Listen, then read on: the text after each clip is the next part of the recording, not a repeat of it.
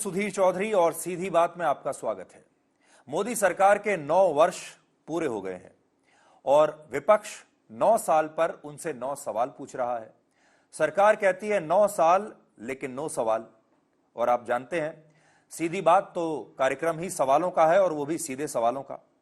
अब सरकार की तरफ से इन सीधे सवालों के जवाब कौन दे? सरकार का सबसे बड़ा प्रवक्ता होता है भारत का सूचना और प्रसारण मंत्री, और इसीलिए आज सीधी बात में सरकार की तरफ से जवाब देने के लिए हमारे साथ आए हैं भारत के सूचना और प्रसारण मंत्री और खेल मंत्री अनुराग ठाकुर। उनसे हम सरकार के 9 साल पर तो सवाल पूछेंगे ही, साथ ही यह भी पूछेंगे कि ब्रजभूषण शरण सिंह पर वो अभी तक चुप क्यों बैठे हैं। ये भी पूछेंगे कि जो हमारे खिलाड़ी, हमारे पहलवान जो लगातार विरोध प्रदर्शन कर रहे हैं, उन्हें आखिर न्याय कब मिलेगा। और उम्मीद करते हैं कि इन सीधे सवालों के अनुराग ठाकुर जी सीधे जवाब भी जरूर देंगे। तो अनुराग जी, आपका बहुत बहुत स्वागत है। अनुराग जी, मोदी सरकार को 9 साल हो गए हैं। विपक्ष आपसे बिल्कुल खुश नहीं है। विपक्ष कहता है 9 साल 9 सवाल, 9 बड़े सवाल आपसे पूछ रहा है। सरकार कहती है 9 साल लेकिन 9 सवाल। आपसे हम ये जानना चाहते हैं कि 9 साल में आपने क्या किया? कोई 9 साल की 9 उपलब्धियां तो गिनाइए। देखिए, पहले तो मैं आपके चैनल के माध्यम से देश की जनता का आभार प्रकट करता हूं जिन्होंने अवसर दिया नरेंद्र मोदी जी को और भारतीय जनता पार्टी को। सुधीर जी, मैंने 10 साल पहले की अगर आपको बात बताऊं तो आपने भी उस समय देखा कि कांग्रेस के कालखंड में एक के बाद दूसरा भ्रष्टाचार के नए नए उदाहरण दिखते थे, नए नए आरोप लगते थे और घोटाले के बाद घोटाला बाहर आता था।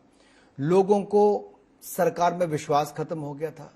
ना नेता दिखता था, ना नेता ईमानदार था, ना नीतियां किसी काम की थी और नीयत में तो पूरा खोट था। उम्मीद कहां दिखी जब 2014 का चुनाव आया और मोदी जी का नाम सामने आया। और मैं कहना चाहता हूं 9 वर्ष की पहचान सेवा, सुशासन और गरीब कल्याण। सेवा भाव के साथ मोदी जी ने काम शुरू किया। प्रधानमंत्री नहीं, प्रधान सेवक के रूप में किया। टेक्नोलॉजी का उपयोग करके गुड गवर्नेंस, हम सुशासन की बात करते हैं, उसमें इतनी पारदर्शिता लाए और जवाबदेही सिस्टम की तय की कि 9 साल ईमानदारी से मोदी जी की सरकार चली। गरीब कल्याण, ये सेवा भाव से ही निकलता है, सुशासन से ही निकलता है। 27% गरीब गरीबी रेखा से बाहर आए। गरीबों के लिए लगभग 4 करोड़ पक्के मकान बनाकर देना, 12 करोड़ शौचालय बनाकर देना, 9 करोड़ 60 लाख बहनों को रसोई गैस का सिलेंडर। अगर मैं इसको दूसरी तरह से आपके सामने रखूं और आपके माध्यम से देश के सामने, तो जो कभी सोचा ना था पक्का मकान मिला, कभी सोचा ना था रसोई गैस का चूल्हा मिला, खाना बनाने को मिला, जो सोचा ना था 5 लाख का इलाज आयुष्मान भारत में मुफ्त में मिला, जो सोचा ना था नल से जल मिला, जो सोचा ना था शौचालय मिला, सोचा ना था बैंक का खाता मिला, डिजिटल पेमेंट का अवसर मिला, सोचा ना था धारा 370 हटाई, और जो कभी सोचा ना था दिव्य और भव्य राम मंदिर का निर्माण किया। 9 वर्षों में भारत की अर्थव्यवस्था को दुनिया की 5वीं सबसे बड़ी अर्थव्यवस्था बनाया, यह भी कभी सोचा ना था। क्या इन 9 वर्षों में कुछ ऐसा भी हुआ जो आपने ना सोचा था? निश्चित तौर पर कोविड के समय सोचा ना था, लेकिन चुनौती आई। मोदी जी जैसा नेतृत्व था, तब जाके मोदी जी के नेतृत्व में कोविड वैक्सीन भी बनी, 220 करोड़ वैक्सीन मुफ्त में भी लगी।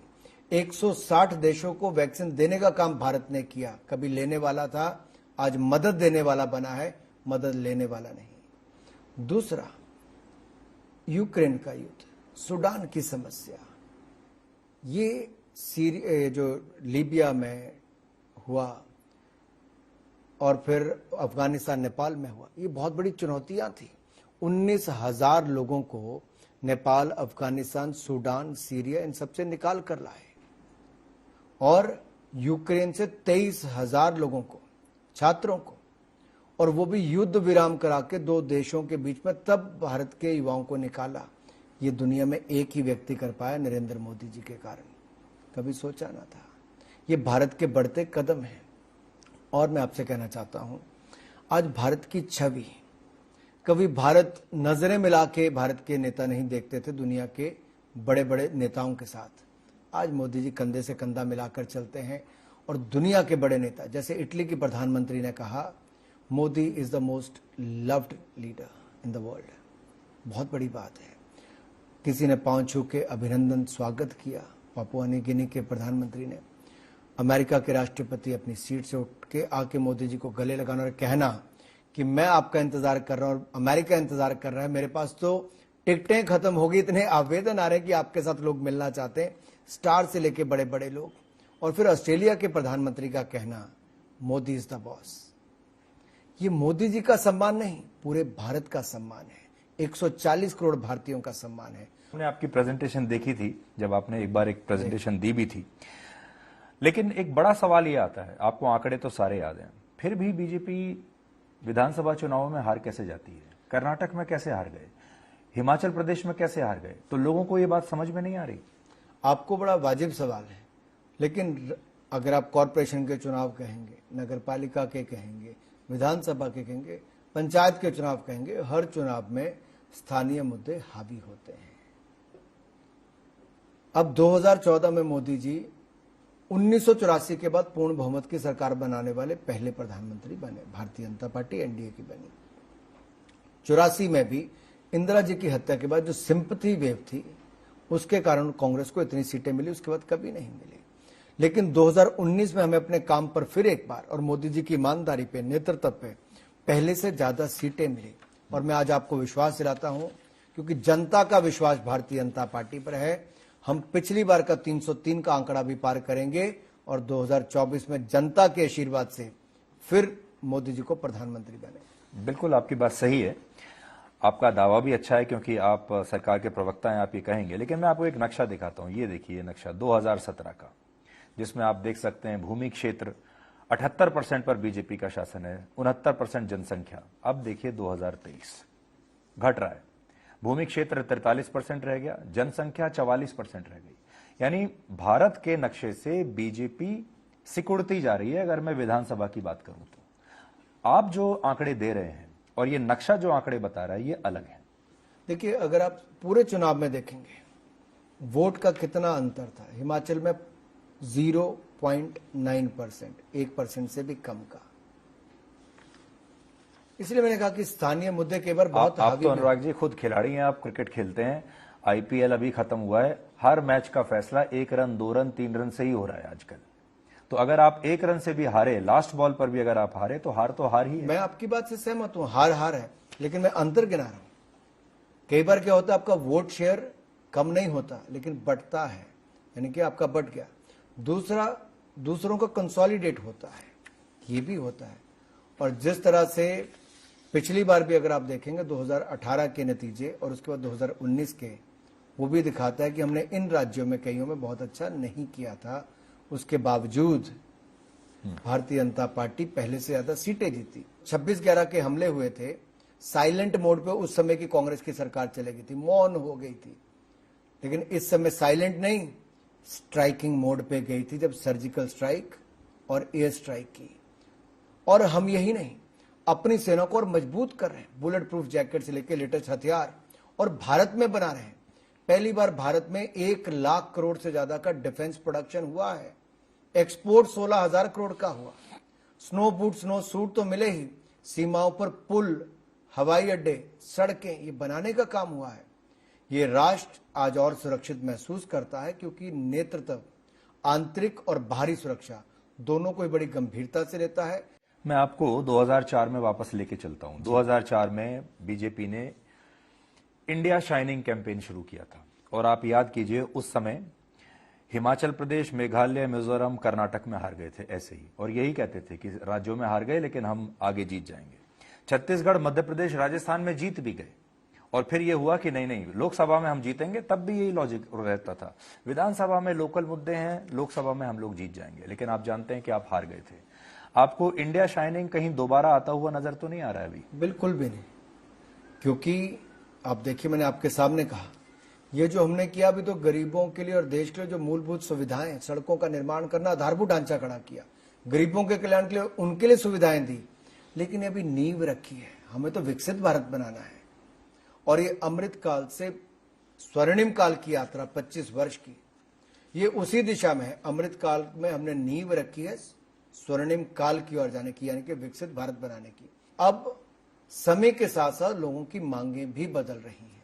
इसी पे मैं आपसे पूछता हूं, देखिए आप तो बहुत अच्छी अच्छी बातें कर रहे हैं, बहुत उपलब्धि है, लेकिन जैसे ही जो आपके प्रतिद्वंदी हैं, अरविंद केजरीवाल हैं, अशोक गहलोत हैं, या कांग्रेस पार्टी को आप समझ लीजिए, जैसे ही ये वोटर के पास जाते हैं और कहते हैं कि बिजली फ्री दे दूंगा, पानी फ्री दे दूंगा, लोन माफ कर दूंगा, जैसे ही ये कहते हैं कि बेरोजगारी भत्ता, घर बैठे काम करने की आवश्यकता नहीं है, घर बैठे पैसा दे दूंगा, वैसे ही लोग इनके पास चले जाते हैं। और आपने देखा होगा कर्नाटक में आप इसीलिए हार भी गए। तो आपको ऐसा लगता है कि आपकी जो उपलब्धियां हैं ये फील गुड तो कराती हैं, बड़ा अच्छा महसूस होता है हमें बड़ा, हमारा सीना गर्व से चौड़ा हो जाता है, लेकिन जैसे ही सीने से नीचे पेट की तरफ जाते हैं तो आदमी ये सोचने लगता है कि पेट कैसे भरेगा। और पेट के भरने के लिए और जेब भरने के लिए दूसरी पार्टियां मुफ्त में फ्री बीज दे रही हैं। इसलिए कहानी भी है ना कि या तो मछली परोस के दे दो या पकड़नी सिखा दो। आपको रास्ता चुनना है। अगर देश का निर्माण करना है, देश को मजबूत बनाना है, तो आपको दुनिया की world's largest skilled man power भी खड़ी करनी है। युवाओं को काम धंधों पे भी लगाना है, आय के स्रोत भी बनाने हैं। जहां एक और दुनिया में सबसे ज्यादा एफडीआई लाने का काम हम कर रहे हैं। हम अपने मैन्युफैक्चरिंग सेक्टर को और सुदृढ़ कर रहे हैं। हम मोबाइल मैन्युफैक्चरिंग कहीं नहीं खड़े थे, एक तरह से दुनिया के दूसरे सबसे बड़े इंपोर्टर थे, आज दूसरे सबसे बड़े मैन्युफैक्चरर बन गए हैं। इलेक्ट्रॉनिक गुड्स में 1,85,000 करोड़ का हमने एक्सपोर्ट, अगर आप देखेंगे तो किया, 58% ज्यादा है उससे पिछले साल से। हम आत्मनिर्भर भारत का संकल्प लेके चल रहे हैं। हम देश को मजबूत करना चाहते हैं, केवल रेवड़ियां बांट के काम नहीं चलेगा। अब मैं सवाल घुमा के पूछता हूं आपसे, आप भी असल में फ्री बीज ही नहीं दे रहे हैं। जब आप ये कहते हैं कि हम 80 करोड़ लोगों को फ्री अनाज देंगे, जब आप ये कहते हैं बाकी की जो आपको वेलफेयर स्कीम्स आप देते हैं, आप हिमाचल प्रदेश में कहते ही हैं कि आप 125 यूनिट बिजली फ्री ले लीजिए, तो जब आप सब जगह फ्री चीज बांट रहे हैं, राशन फ्री बांट रहे हैं या अलग अलग स्कीम्स के जरिए फ्री चीज दे रहे हैं, उसको आप वेलफेयर स्कीम कह देते हैं, और जब दूसरा देता है तो आप कहते हो ये फ्री बीज है। नहीं, अंतर है साहब। नल से जल देना, उनके पाइप डाल के उसके घर तक पाइप पहुंचाना, ये फ्री बीज कैसे हो सकती है? शौचालय बनाना, ये फ्री बीज नहीं हो सकती। नहीं, आपके स्टेट में 125 यूनिट फ्री बिजली देना, ये तो फ्री बीज है। बिल्कुल है, बिल्कुल है। और फिर भी नहीं जीते आप। बिल्कुल, उसमें भी फर्क रहा, उसमें भी कमी रही। इसलिए मैं कहता हूं केवल स्थानीय मुद्दे भी हावी होते हैं। अनुराग जी, आपका होम स्टेट, आप वहां से आते हैं, हिमाचल प्रदेश से।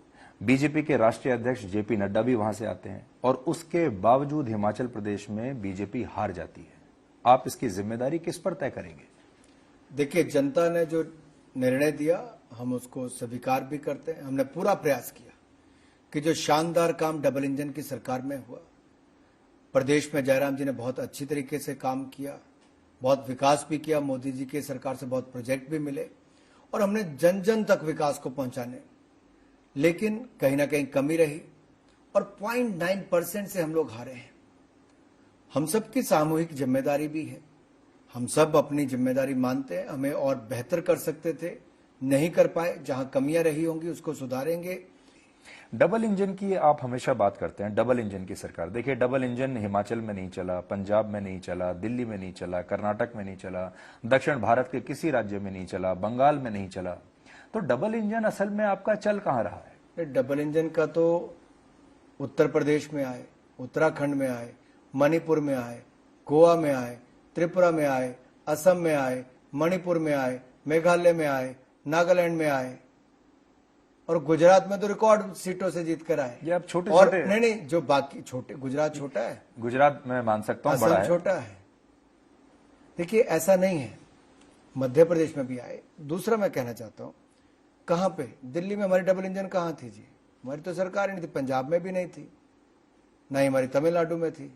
हमारी केवल कर्नाटक और हिमाचल में, केवल 2 राज्यों में डबल इंजन की सरकार नहीं आई, बाकी हर जगह आई, और गोवा में तो तीसरी बार आई।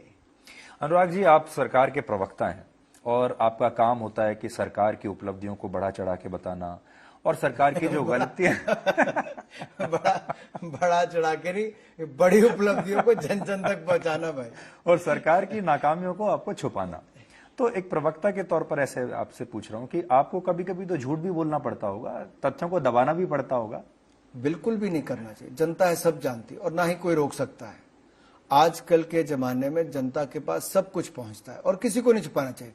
हमारे पास तो इतनी उपलब्धियां हैं, उसको बताने में भी आपका ये आधे घंटे का समय कम पड़ जाएगा। अच्छा, 9 साल में आप अपनी कोई गलती बता सकते हैं कि ये हमारी से एक गलती हो गई, 1 2 3, 9 साल में 9 गलतियां तो की होंगी आपने, या 9 क्षेत्र तो ऐसे होंगे जहां आपको लगता है कि और बेहतर काम हो सकता था, या आप 100 में से 100 दे देंगे अपने आप? नहीं, ऐसा नहीं है। ना मैं अपने आप को 100 में से 100 नंबर दे रहा हूं, ना ही मैं गलतियां निकालने के लिए बैठा हूं।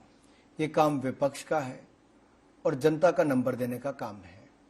और जब हम जनता के बीच में जाएंगे, अपनी उपलब्धियों को लेकर जाएंगे, अपने नेतृत्व को लेकर जाएंगे, एक दाग तक मोदी जी की छवि पर नहीं। और इसका बड़ा कारण है कि जो व्यक्ति अपनी मां के देहांत के बाद भी, मोदी जी चिता को अग्नि देने के 2 घंटे के बाद देश के लिए काम करना शुरू कर दें साहब, लोग मानते हैं।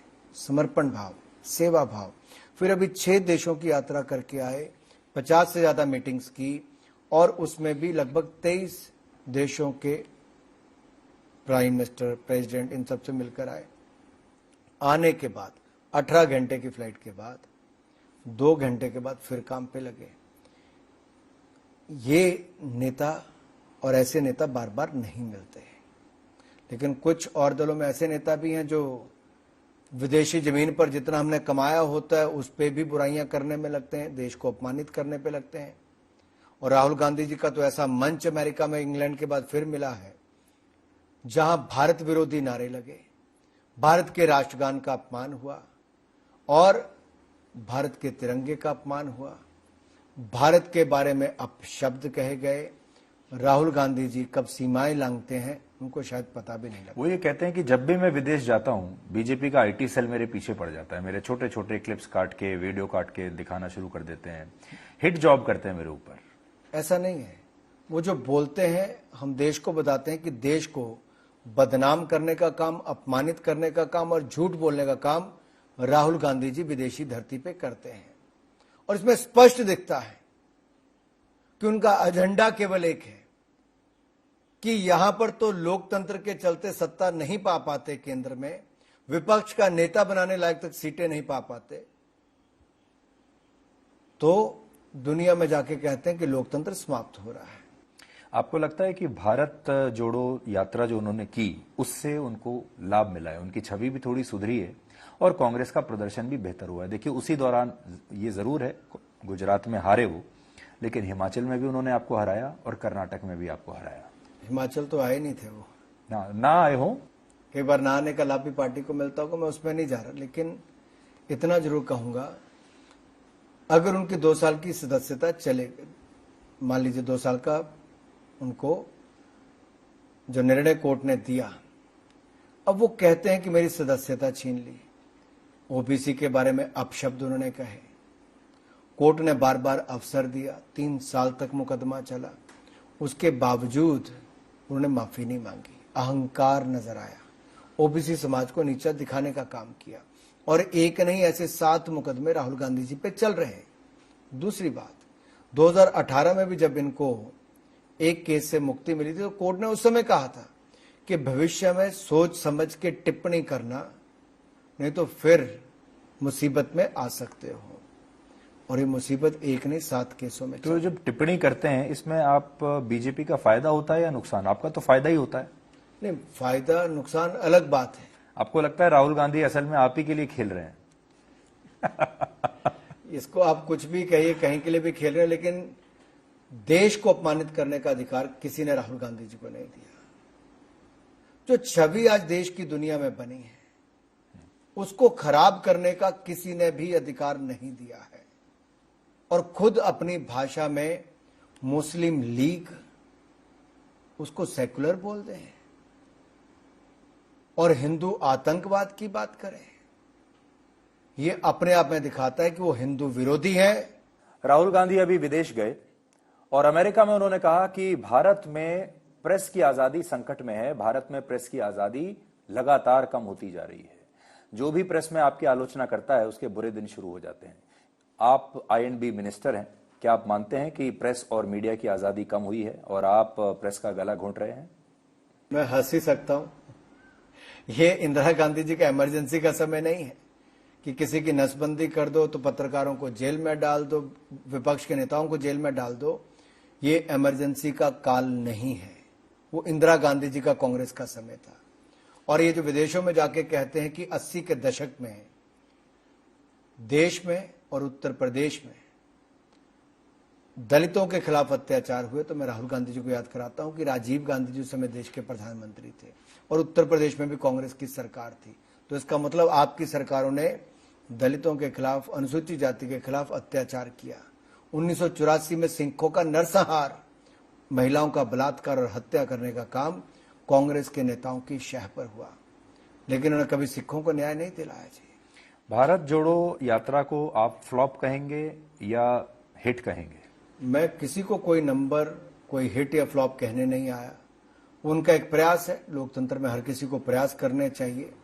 लेकिन मैं इतना जरूर कहूंगा, जब आप भारत जोड़ने की बात तो दूर, आप तो भारत को बदनाम करने की और तोड़ने की बात करते हैं। पर राहुल जी आपसे 4 साल बड़े हैं, आपको ऐसा लगता है हाल के दिनों में उनमें थोड़ी मैच्योरिटी आई है? भारत जोड़ो यात्रा के दौरान इतना उन्होंने दुनिया को देखा तो थोड़ा आप मैच्योर हुए हैं? देखिए, मैं किसी को सर्टिफिकेट देने वाला नहीं, और सर्टिफिकेट कोई दे भी देगा और अगले दिन वो क्या बयान देने वाले हैं, क्या आप कोई प्रेडिक्ट कर सकते हैं? वो अपने राजनीतिक लाभ के लिए देश को कभी भी बदनाम कर सकते हैं जी। वो तो जब चीन अतिक्रमण करने का प्रयास कर रहा था और हमारे सेना के जवानों ने मुंह तोड़ जवाब दिया, ये उस समय चीन के अधिकारियों के साथ बंद कमरे में सीक्रेट मीटिंग कर रहे थे। क्या कर रहे थे? ये अपने सेना के जवानों को अपमानित करते हैं। और जब 26/11 का हमला हुआ तब ये बिल्कुल मूक दर्शक बन के बैठे थे। अब मैं वापस आपकी रणनीति पर आता हूं। आपकी जो सारी उपलब्धि हैं बीजेपी की और सरकार की, वो सब मोदी जी के इर्द गिर्द घूमती हैं। अगर मोदी जी का सम्मान होता है पूरी दुनिया में तो आप कहते हैं भारत का सम्मान हो रहा है, और अगर मोदी जी की आलोचना होती है तो आप कहते हैं भारत की आलोचना हो रही है। ये मोदी जी की आलोचना नहीं है, ये भारत की आलोचना है। सो ये वैसा ही समय नहीं आ गया है जैसे Indira is India and India is Indira, वैसे ही Modi is India and India is Modi? ऐसा नहीं है। वो कहते हैं कि भारत में लोकतंत्र खत्म हो रहा है। वो कहते हैं कि ईवीएम, अब कर्नाटक जीत जाओ तो ईवीएम की कोई चर्चा नहीं, हिमाचल जीत जाओ तो ईवीएम की कोई चर्चा नहीं, तब लोकतंत्र भी ठीक है, तब ये जीत गए, तब राहुल गांधी को श्रेय है। लेकिन आप चुनाव हार जाओ तो ईवीएम पे ठीकरा फोड़ो, इलेक्शन कमीशन पे ठीकरा फोड़ो। जो पूरी दुनिया भारत के इलेक्शन कमीशन को एक ऐसी नजर से देखती है कि कमाल, 140 करोड़ के देश में इतना बड़ा चुनाव इतनी पारदर्शिता के साथ, बगैर हिंसा के साथ करवाते हैं और रिकॉर्ड समय के अंदर उसके रिजल्ट आते हैं साहब। दुनिया के बड़े बड़े देशों में नहीं हो पाता। ये उसके ऊपर प्रश्न चिन्ह खड़ा करते हैं, ये देश की मीडिया के ऊपर प्रश्न चिन्ह खड़ा करते हैं, ये देश की जुडिशरी के ऊपर प्रश्न चिन्ह खड़ा करते हैं, ये संवैधानिक संस्थाओं का भी सम्मान नहीं करते। और वो दल और वो परिवार जिसने देश में 65 साल तक राज किया। बीजेपी का जो पूरा बिजनेस मॉडल है या इलेक्शन का जो मॉडल है या प्रशासन का जो मॉडल है, वो सिर्फ एक व्यक्ति के इर्द गिर्द घूमता है और वो है प्रधानमंत्री मोदी। सब कुछ उनके आसपास है। यहां तक कि सांसद भी ये जानते हैं कि वो मोदी के नाम पर ही जीतेंगे। मंत्री भी ये बात जानते हैं कि मोदी जी ने जो फैसला ले लिया वही अंतिम फैसला है, ज्यादा दिमाग लगाने की आवश्यकता नहीं है। पर आपको ऐसा नहीं लगता कि ये एक बहुत ही रिस्की बिजनेस मॉडल है, सब कुछ एक ही व्यक्ति के इर्द गिर्द रहना, and putting all your eggs in one basket? जब आप ये कहते हैं कि क्या बीजेपी पूरे मोदी जी की खाती है, मैं कहता हूं बीजेपी नहीं। आज अगर कोई दुनिया में कोई प्रधानमंत्री ये कहता है PM Modi is the boss, तो पूरे देश को उसका सम्मान मिलता। मैंने आपके ही इंटरव्यू में इससे पहले कहा, हम केवल बीजेपी उसका अपना छाती नहीं कह रहे कि हमने ये किया, पूरे देश का सम्मान है। तो पूरे देश को ये समझना चाहिए कि ये जो स्थिरता और निरंतरता 9 सालों में मिली है, निर्णायक सरकार मिली है जिसने बड़े और कड़े निर्णय भी लिए लेकिन देश हित में लिए और उसके साथ खड़े रहे। पर क्योंकि आप क्रिकेट खिलाड़ी हैं इसलिए मैं उस भाषा में आपसे पूछ रहा हूं। देखिए, जब सचिन तेंदुलकर खेलते थे, he was God of cricket, बहुत बड़े थे, लेकिन उनकी टीम में भी एक वीरेंद्र सहवाग था, एक राहुल द्रविड़ था, एक वीवीएस लक्ष्मण था, पूरा एक मिडिल ऑर्डर बहुत स्ट्रांग था। आपकी टीम में मिडिल ऑर्डर कहां है? बस एक कप्तान आपकी टीम में दिखाई देता है। अरे इतने बड़े बड़े नेता हैं, आप कमाल करते हैं। इतने राज्यों में हमारे मुख्यमंत्री, केंद्रीय मंत्री सब हैं, और इनमें से 3 तो पूर्व राष्ट्रीय अध्यक्ष हैं, वो कैबिनेट का मैं हिस्सा। आप ही से पूछता हूं, एक मंत्री के तौर पर आप कैबिनेट मंत्री हैं, अपने खुद के फैसले लेने की कितनी आजादी है? बहुत आजादी है। देखिए, मैं 4थी बार का लोकसभा सांसद हूं। मैंने कांग्रेस के 10 साल, यूपीए की सरकार और अपने भी 9 साल इसमें से देखे। मैं ये कहना चाहता हूं, मैंने उस सरकार को भी देखा, और उस सरकार के जो मंत्री उस समय रहे उनसे भी मेरी मित्रता थी, मैं उनको जानता हूं। बहुत अंतर है साहब। कमिटमेंट लेवल जो मोदी जी की सरकार का है, ये नेता से होता है। उनकी कमिटमेंट देश के प्रति जो है, ये बहुत बड़ी बात है। वो एक एक पल देश के लिए जीते हैं और एक एक पाई देश की बचाते हैं और गरीब की भलाई पे लगाते हैं। वो हमारे गौरवशाली इतिहास को बचाते भी हैं, जीर्णोद्धार भी करते हैं, और विरासत के साथ विकास को भी जोड़ते हैं। तभी तो सोमनाथ धाम, केदारनाथ धाम, काशी विश्वनाथ धाम, महाकाल लोक धाम, करतारपुर कॉरिडोर, हेमकुंड साहब से लेके बौद्ध सर्किट से लेके भव्य राम मंदिर का निर्माण केवल 9 सालों में होता है। ये भारत की ताकत को बढ़ाते हैं। ये नेता है निर्णायक, परंपराओं को भी निभाए। आपको कैसा लगता है जब संसद भवन नया बनता है भारत का और उसमें इतनी सारी पार्टियां उसका बहिष्कार कर देती हैं, तो ऐसा संसद भवन किस काम का? देखिए, नुकसान उनका हुआ जो नहीं आए। ये लोकतंत्र का मंदिर है, और मदर ऑफ डेमोक्रेसीज की जब बात करते तो भारत, जिसकी एक अपनी पहचान है। देखिए, हमारे लोकतंत्र में जिस तरह आबादी बढ़ रही, सीटें भी बढ़ेंगी। पहले वाले में बैठने का पूरा स्थान नहीं तो अगले वाले में तो और चाहिए। 888 लोकसभा के सदस्यों के बैठने के लिए सब। अब नए भारत की बुलंद तस्वीर आपको संसद भवन में देखने को मिलती है। सांसद तो रहे वहीं हैं। पर आपको 30,000 पंचायत घर भी बनाए। आप थोड़ा हमारे दर्शकों को बताइए कि इस समय ये जो पुराने संसद भवन में एक सांसद जब बैठता है तो किस तरीके से आप बैठते हैं, या जब आप सेंट्रल हॉल में जाते हैं, कोई बड़ी सभा हो जाती है, तो कैसे आप अपनी कुर्सियां एकदम एक एक करके किसी तरीके से जुगाड़ करते हैं बैठने का? आपके साथ कभी अनुभव हुआ है ऐसा, जब सीट ही नहीं मिल रही, जगह नहीं मिल रही बैठने की? देखिए, लंबे आदमी के लिए तो अभी वाले संसद भवन में बैठना बहुत ही मुश्किल काम है, क्योंकि कई जगह तो 10-10 सीटें एक रो में है। हाँ। तो 5-6 लोगों के बीच में से आपको निकल के अपनी सीट पे जाना, और जिसकी अपनी टांगे बड़ी मुश्किल से लगी हैं, वो देश ने 75 साल देखा। वहां पे जो सेफ्टी मेजर्स हैं, वो भी सुविधाएं, आप सोचिए साहब, 75 साल में महिलाओं के लिए अलग से कमरा, और वहीं पे शौचालय की सुविधा, रिटायरिंग रूम, वो भी नहीं।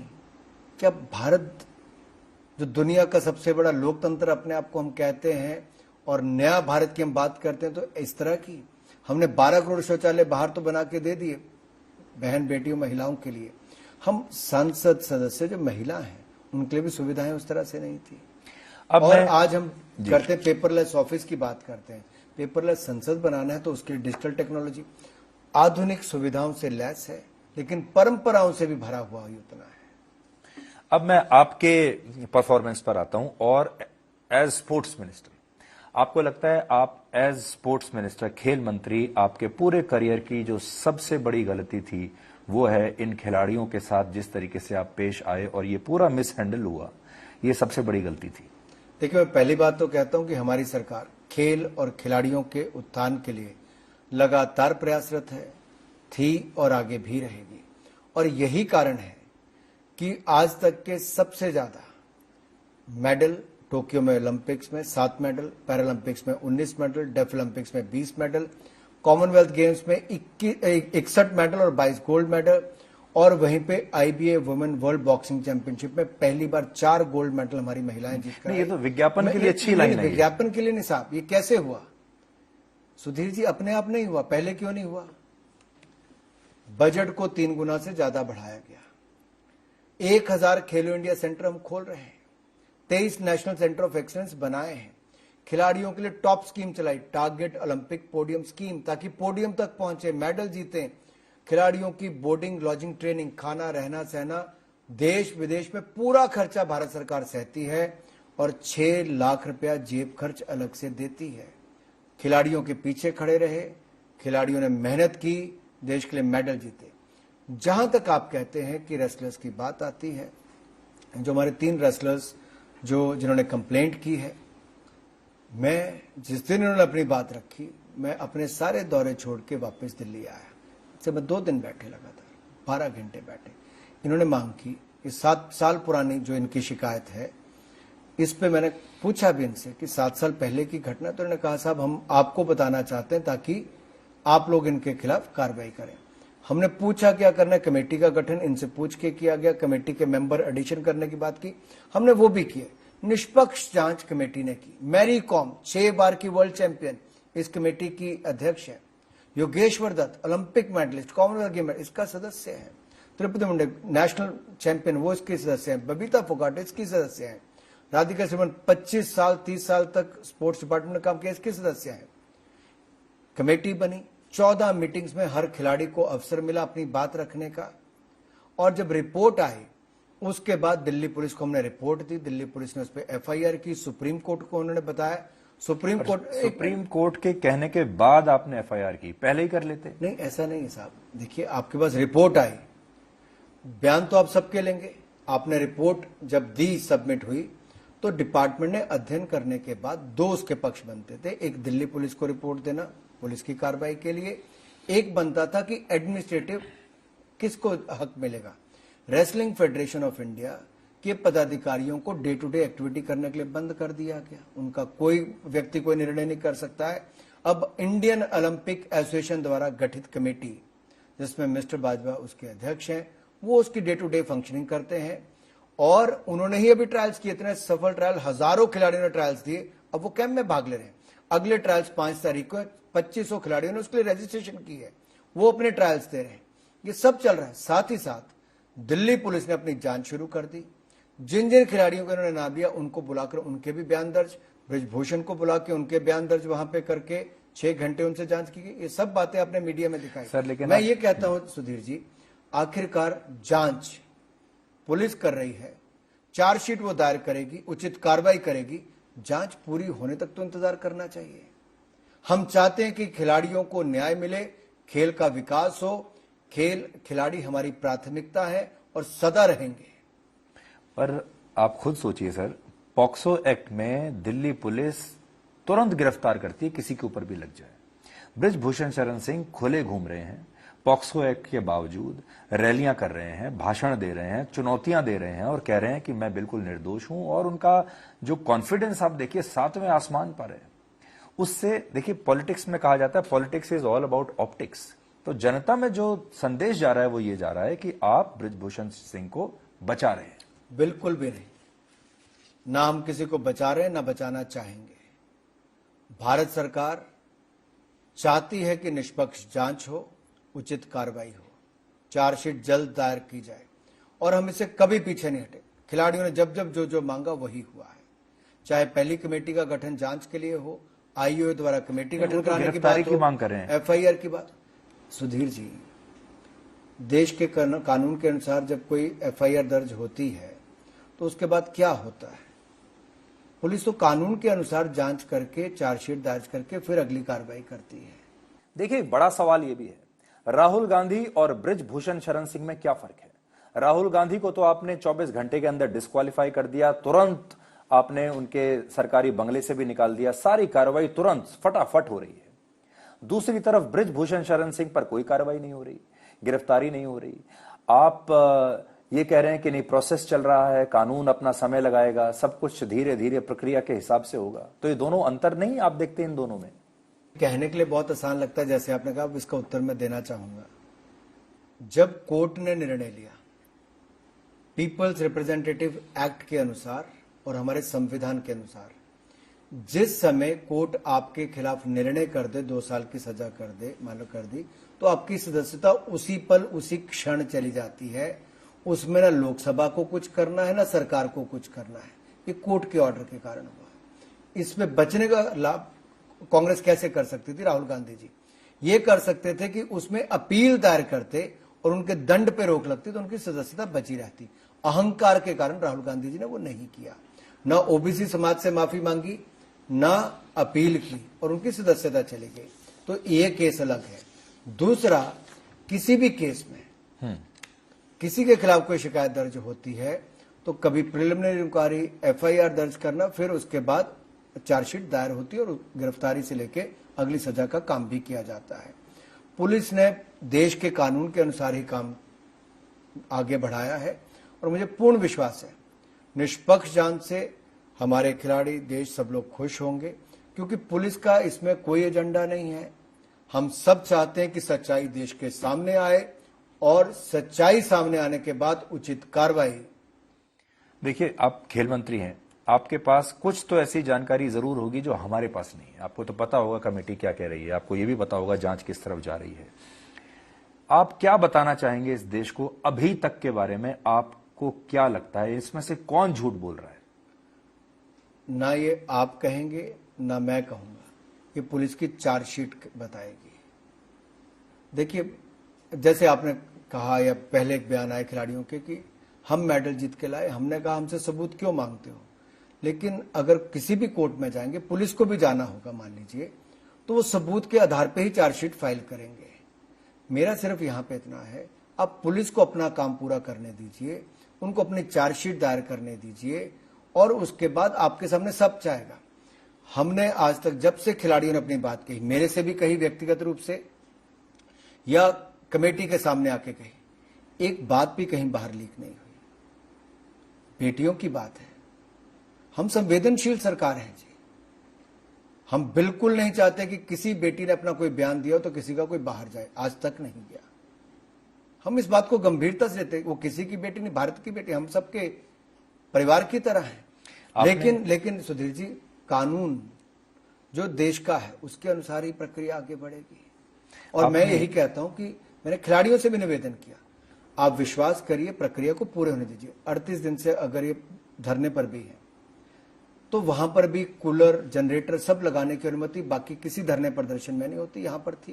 पर अब तो आपने हटा ही दिया। कैंडल मार्च करने तक की भी अनुमति दी, कहीं पे कोई रोक नहीं थी। हम मिले भी, सब कोई मिलते रहे, सब कुछ हुआ। हम चाहते हैं कि जांच जल्द हो, चार्जशीट जल्द हो, कार्रवाई जल्द हो और ये जल्द होगा। आपने जंतर मंतर से क्यों हटा दिया उनको? मैंने कोई नहीं हटाया जी, ना मैंने अनुमति दी ना हटाया। मैं ये कहता हूं वहां पे एक तरीका है प्रदर्शन करने के लिए, आपको पुलिस की परमिशन लेनी पड़ती है। आपने प्रधानमंत्री मोदी से इसके बारे में बात की क्या? वो कितने चिंतित हैं इस बात को लेकर, खिलाड़ियों को लेकर? देश के हर विषय पर प्रधानमंत्री जी की नजर भी होती है और जब ये दिल्ली पुलिस जांच कर रही है, और मैं कहूं सुप्रीम कोर्ट से बड़ा कौन है इस देश में? पर क्या प्रधानमंत्री ने आपसे कोई रिपोर्ट मांगी इसके बारे में? मैं आपसे पूछता हूं कि सुप्रीम कोर्ट से बड़ा कौन है इस देश में? सुप्रीम कोर्ट में भी जब दिल्ली पुलिस ने कहा कि हम एफआईआर कर रहे हैं, जांच करें, तो सुप्रीम कोर्ट ने क्या कहा आगे से कि जो आपने अपने इसमें मांगा वो पुलिस ने कर दिया, एफआईआर दर्ज, इसके अलावा आपके पास कुछ होगा आप मजिस्ट्रेट कोर्ट में जाइए। ब्रजभूषण शरण सिंह पे मुझे एक और याद आई बात। आपने देखा होगा अपने देश में एक ट्रेंड है कि सब नेताओं को स्पोर्ट्स में क्यों आना है, उसमें आप भी हैं। उनको कुश्ती संघ का अध्यक्ष बनना है, आप पहले बीसीसीआई में थे, अब आपके भाई बीसीसीआई में हैं। सब नेताओं को ऐसा क्या आकर्षण है कि सब स्पोर्ट्स में आना चाहते हैं? नहीं, कोई भी स्पोर्ट्स में आए, कोई भी आए, खिलाड़ी आए, कर्मचारी आए, अधिकारी आए, किसान आए, प्रोफेसर आए, सभी होते हैं, सभी होते हैं। और मैं राजनीति में बाद में आया, मैं खेलों में पहले आया था सुधीर जी। मैं पंजाब का कप्तान भी था, नॉर्थ जोन का कप्तान भी था, इंडिया अंडर-19 खेला, रणजी ट्रॉफी। मैं हिमाचल क्रिकेट संघ का जब अध्यक्ष बना तब हिमाचल के पास कोई खेल मैदान भी नहीं था, कभी मैच भी नहीं जीता था। हमने 5 वर्षों में 5 नए स्टेडियम बनाए, जिनमें से एक धर्मशाला का क्रिकेट स्टेडियम, जिसको दुनिया का सबसे खूबसूरत स्टेडियम कहा जाता है, सबसे कम पैसे में बना कर दिया और हिमाचल की क्रिकेट को उस ऊंचाई पे पहुंचाया कि आज जब वुमेन प्रीमियम लीग 4 महिला की खिलाड़ी भारत हिमाचल की चुनी गई। अब हम अपने आखिरी दौर में हैं। स्पोर्ट्स के बारे में हमने बात की, आप आईएनबी मिनिस्टर भी हैं। ओटीटी जब से आप बने, आप देख रहे हैं कि ओटीटी प्लेटफॉर्म्स पर अश्लीलता बहुत बढ़ती जा रही है। आप बयान भी देते हैं, लेकिन अभी भी सब कुछ वैसे का वैसा ही है, तो आप क्या करेंगे उस पर? देखिए, ये जो क्रिएटिव इंडस्ट्री है, इसको लिए एक अवसर था कि जो नया प्लेटफॉर्म मिला है वहां पर मिले। और उसमें जो क्राइटेरिया है सुधीर जी, उस पर अगर आप अलग अलग एज का क्राइटेरिया देखेंगे, 3 साल से कम, 6 साल से कम, 12 साल से कम, 16 साल से कम, 18 और अबव, तो उसकी कैटेगराइजेशन भी अलग अलग की है कि कौन किस किस कंटेंट को कहां कहां देख सकता है। लेकिन उसके बावजूद भी जब कुछ ऐसे प्रोग्राम्स में शिकायतें आई जहां पर अपशब्दों का प्रयोग, अश्लील बातें कहना या फिर कुछ ऐसे सीन्स का आना जो शायद बहुत उचित नहीं था, इंडस्ट्री के साथ डिपार्टमेंट ने बात भी की। और इसका भी जो 3 टायर स्ट्रक्चर है, जहां प्रोड्यूसर के लेवल पे अधिकतर कंप्लेंट्स को किया जाता है, तो 90-92% से ज्यादा वहीं पे एड्रेस होती है। बाकी जो सेकंड लेयर पर है, मैक्सिमम वहां पर आती है, इंटर डिपार्टमेंटल कमेटी पे बहुत कम आती है। लेकिन फिर भी हमारा मानना है कि अभिव्यक्ति की आजादी का दुरुपयोग करना नहीं चाहिए। क्रिएटिव होने का मतलब अश्लीलता परोसना नहीं है, अभद्र भाषा का प्रयोग करना नहीं है। क्रिएटिविटी कई और तरीकों से भी आ सकती है और उसमें बदलाव इनको लाना ही चाहिए। आपको ऐसा लगता है कि फिल्म इंडस्ट्री और न्यूज इंडस्ट्री मतलब मीडिया दोनों में ऐसा ध्रुवीकरण हो चुका है जैसा इससे पहले इस देश ने कभी नहीं देखा? फिल्म इंडस्ट्री भी बढ़ चुकी है। केरला स्टोरी जैसी जब पिक्चर आती है, कश्मीर फाइल्स जैसी जब फिल्म आती है, पूरी फिल्म इंडस्ट्री बढ़ जाती है। ना सिर्फ फिल्म इंडस्ट्री, मीडिया भी बढ़ जाता है। देखिए, मैं ये कहूंगा अभिव्यक्ति की आजादी मीडिया फिल्म दोनों के लिए है। ना आप मुझसे कोई प्रश्न पूछने से रुक रहे, ना मैं जवाब देने से। मैं अपना पक्ष सामने रख रहा हूं, हमने जो जो कदम उठाए। इसी तरह से कश्मीर फाइल्स हो, द केरला स्टोरी हो, 2 ऐसे विषय जहां पर अत्याचार हुए लेकिन शायद उतनी चर्चा, उतना न्याय नहीं मिल पाया कश्मीरी पंडितों को, जो उनकी बहु बेटियों के साथ, उनके लोगों के साथ अत्याचार हुए। और आज की पीढ़ी को शायद वो फिल्म देख के पता चला होगा कि उस समय कश्मीर में क्या हुआ और उस समय की कांग्रेस की सरकार मूक दर्शक बन के। नहीं, वो इसलिए मैं आपसे पूछ रहा हूं। देखिए, जब ऐसी फिल्म आती है तो हमारा ही देश 2 हिस्सों में बढ़ जाता है। आपको याद होगा जब फिल्म फेस्टिवल में एक इजराइल के फिल्म डायरेक्टर थे जो जूरी में आए थे, वो खुद ये कह के चले गए कि ये जो कश्मीर फाइल्स है, देखिए हमें ये तो उनसे एक वल्गर है। नहीं, मैं कहता हूं हमें उनसे सर्टिफिकेट नहीं चाहिए जी। ये देश के लिए फिल्म बनी है और सामाजिक मुद्दों के ऊपर। सर्टिफिकेट के लिए तो आपने बुलाया था, वरना आप जूरी में क्यों ऐसा रखते? नहीं है। ऐसे लोगों को आपने क्यों रखा जूरी में? अब आपके शो पे आके कोई कुछ बोल जाएगा, उसके लिए आप थोड़ी जिम्मेदार, आप होंगे जिम्मेदार। आपने तो बुलाया, आप अपना सवाल पूछ रहे हो। वो गलत करके गए हैं अपने पद को दुरुपयोग करके, और उसके लिए उनकी बहुत भर्त्सना भी पूरे देश भर में हुई। इसलिए मैं कहना चाहता हूं, उन्होंने मौके का नाजायज फायदा उठाया, गुमराह किए गए। लेकिन क्या इससे, सच्चाई से आप दूर हट जाओगे? जो कश्मीरी पंडितों के साथ हुआ वो देश ना भूल पाया है। और कश्मीर फाइल्स के माध्यम से अगर उसको दिखाने का काम हुआ तो जिसको देखना देखे, जिसको नहीं देखना नहीं देखे। पर नसीरुद्दीन शाह तो भूल गए। और मैं भाई, उनसे क्या फर्क पड़ता है? 140 करोड़ में से एक है। और मैं कहना चाहता हूं, उनके समय समय के बयान ऐसे आते हैं और ये एक टोली है जी। कोई विदेश में बोलता तो उसके बहुत सारे यहां पे भी सुर बजने शुरू हो जाते। मैं उस पर नहीं जाना चाहता। मैं इतना ही कहूंगा, अगर द केरला स्टोरी में एक ऐसी समस्या के बारे में बात कही गई जहां बेटियों को गुमराह करके, धर्म परिवर्तन करके और आईएसआईएस के एजेंडे पर चलाना, आतंकवाद की राह पर चलाना, देश के खिलाफ एक ऐसी मुहिम खड़ी करना, अगर उसको उजागर किया गया है एक्चुअल स्टोरी तथ्यों के आधार पर, तो जिसको देखना है वो देखे, जिसको नहीं देखना वो ना देखे। सिर तन से जुदा, देश के गद्दारों को गोली मारो सालों को, इन दोनों में क्या फर्क है? और ये जो स्टेटमेंट आपने अपने भाषण में दिया था, क्या आपको इसका जरा भी पछतावा है, जरा भी अफसोस है? मैं अभी यही कहूंगा, ये तो सबजुडिस मामला है मेरा। इस आपके प्रोग्राम पे इस पे कुछ भी कहना उचित नहीं होगा, लेकिन सच्चाई देश जानता है। पर आपको कोई दुख नहीं है कि आपने ऐसा कहा? मैं यही कहूंगा, मैटर सबजुडिस है और अभी कुछ कहना उचित नहीं होगा, लेकिन सच्चाई क्या है इससे कोई मुंह नहीं फेर सकता। अब मेरा आपसे आखिरी सवाल, एक प्रवक्ता के तौर पर वापस, हमने नाकामियों की बात नहीं की। अक्सर लोग कहते हैं कि भाई सरकार से ना तो आप बेरोजगारी के बारे में बात करते हैं, ना और दूसरी नाकामियों के बारे में बात करते हैं। बेरोजगारी का मैं एक डेटा आपके सामने लेकर आया हूं। 2014 में था 4.9%, 2023 में है 8.11%। मतलब बेरोजगारी बढ़ी है। देखिए, how do you defend this? रोजगार स्वरोजगार के अवसर लगातार बढ़े हैं। अगर आप ईपीएफओ का डाटा देखेंगे तो अभी का भी 1,15,00,000 ये पिछले 4 सालों का सबसे बड़ा आंकड़ा फॉर्मल सेक्टर में जॉब्स का है। इनफॉर्मल और बाकी सेक्टर में, अनऑर्गेनाइज सेक्टर में बहुत ज्यादा बढ़ा है। अगर 34 करोड़ मुद्रा लोन की मैं बात करूं, उसमें से भी 68% महिलाओं ने लेने का काम किया, तो अपने आप में दिखाता है बड़ा है। एक और नाकामी है किसानों की। आपने कहा था किसानों की आमदनी दुगनी हो जाएगी, लेकिन दुगनी हुई नहीं। दूसरा, आप कृषि कानून लेकर आए, वो भी लागू नहीं हुए।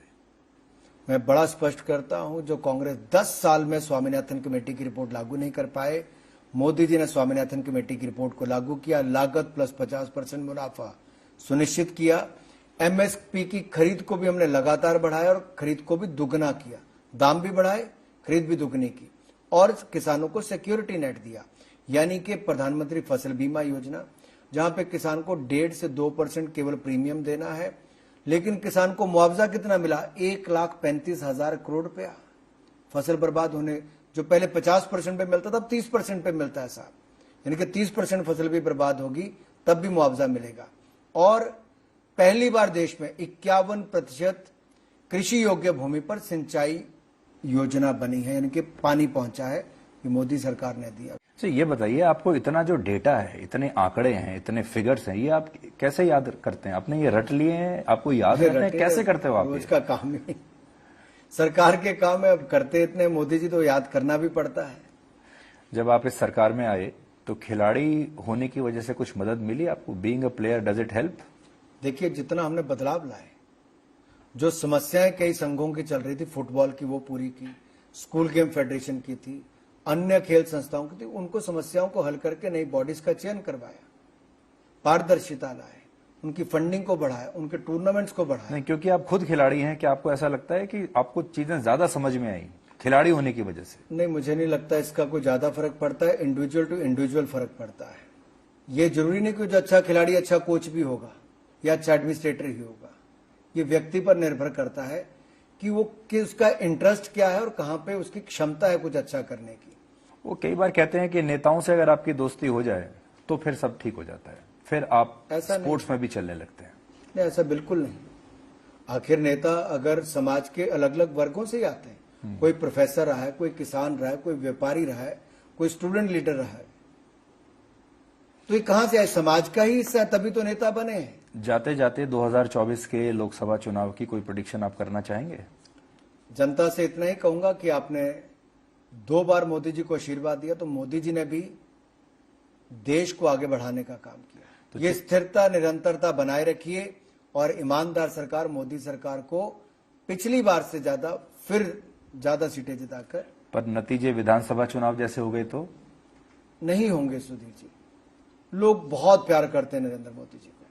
78% दुनिया भर में किसी नेता की रेटिंग नहीं आई, पिछले 3 सालों में लगातार मोदी जी की आई। मोदी जी ने कमाई है लोकप्रियता और लोगों का प्यार।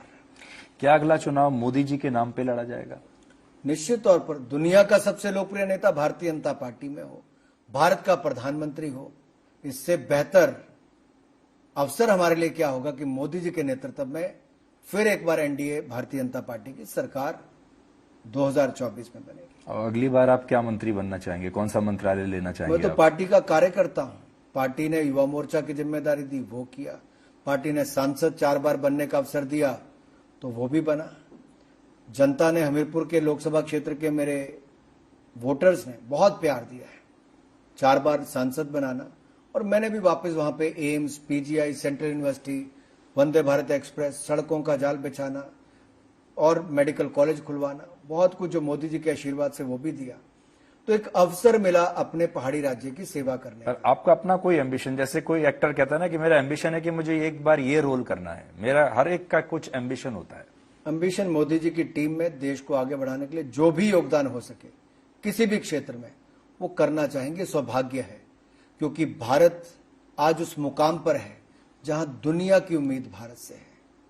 दे see India as the bright spot, और ये चमकते सितारे की तरह, या जो लोगों का विश्वास उम्मीद भारत में है, हमें उस पर खरा ही उतरना है। Anurag ji, thank you so much. My best wishes to you. Thank you. Thank you so much.